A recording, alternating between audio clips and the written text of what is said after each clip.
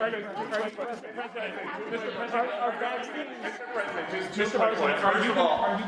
all, Mr. President, your voice sounds a little different. Are you okay? I'm okay. I have a test every day to see a COVID test. They check me for all the strands. What I have is a 1.5-year-old grandson who had a cold who likes to kiss his pop. And he'd been kissing my anyway, so, but it's just a cold.